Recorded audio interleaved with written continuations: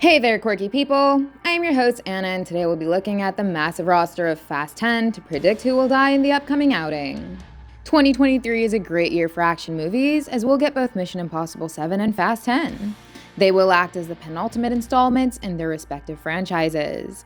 And because Fast and Furious 10 is the second last movie, we expect it to end on a cliffhanger.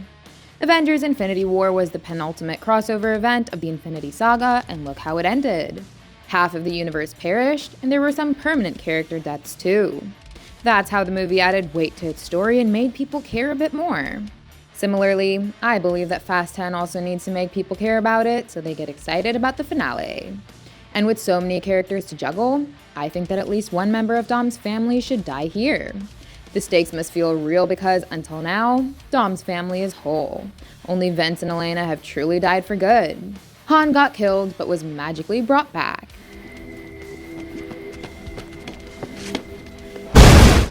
Surprise. Nice clubhouse. And the same is believed to happen for Giselle, as Gal Gadot is rumored to return in the finale. But with Jason Momoa's Dante going for Dom's family, there is a big chance that he would be the cause for someone's death. That's how his true value as a villain will increase. He'd become a real threat, and the animosity between him and Dom would also be driven even deeper. But before I tell you who dies, it would be nice if you guys would hit those like and subscribe buttons to support our channel. Okay, with that out of the way, let's talk about the endangered species of the Fast Saga. And the first of them is Roman. Right now, Roman is someone who should be really worried about his life. I know that he started to believe that they all just became invincible and truly invulnerable. We are not normal. And you can't just blame him for thinking that, because in F9 alone, bullets passed through his jacket but didn't hit him. His truck fell on a landmine, but he somehow walked out alive without a scratch. How in the hell are you not dead? Among all the smart people on Earth, he was the one who went to space along with Tej and came back alive. And I'm not even going to mention his near-death experiences before F9.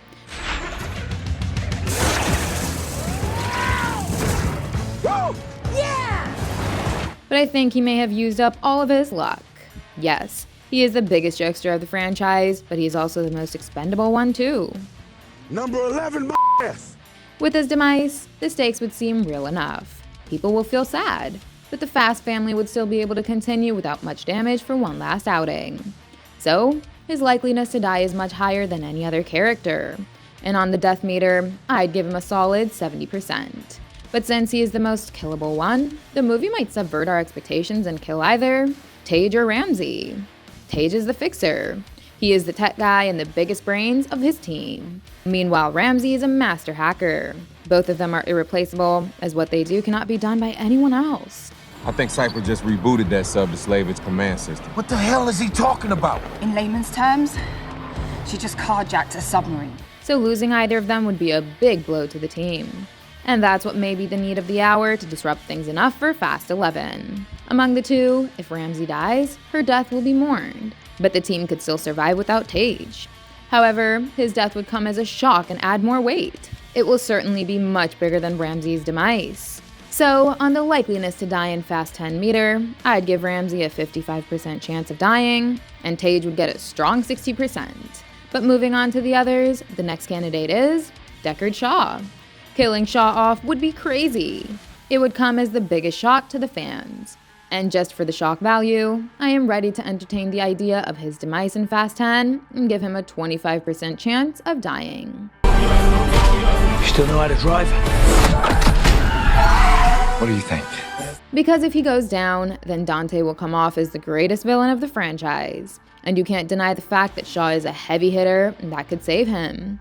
In the absence of Hobbs and Brian, he is a key member of this franchise. So, he is needed in Fast 11. In fact, he might even survive Fast 11, just in case Universal wants to continue making a Hobbs and Shaw sequel after that. So moving on to the next candidate, let's talk about Letty. She is the Mrs. Alpha of the team. She's the female lead. So one would have to be totally ludicrous to kill her off before the finale. But just imagine if she does. The shock value would be even bigger than Deckard Shaw, and the sadness level would be comparable to Avengers Infinity War. But given that she has already been killed off in Fast 4 and brought back in Fast 6, I highly doubt that she'd perish again.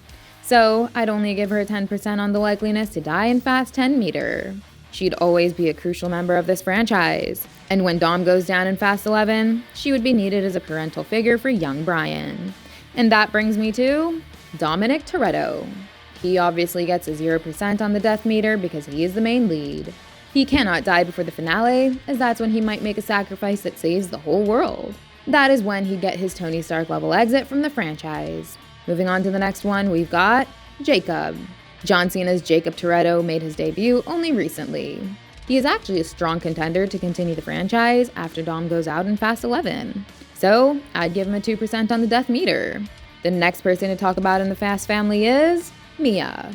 Jordana Brewster was retired in Fast 8, but Fast 9 found a good enough way to bring her back.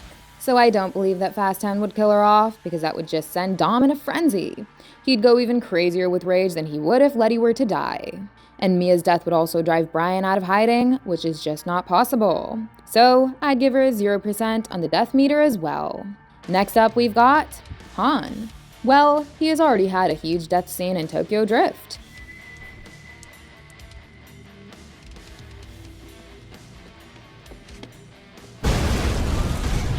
Then F9 magically brought him back, and since he has just got back into the game, there's no point in killing him off. Plus, he has to be around in case Giselle returns in Fast 11. So that's another reason to give him a 0% on the death meter. Now with him, we've covered all the members of Dom's family. And we can conclude that Roman, Tej, and Ramsey are the likeliest candidates to perish.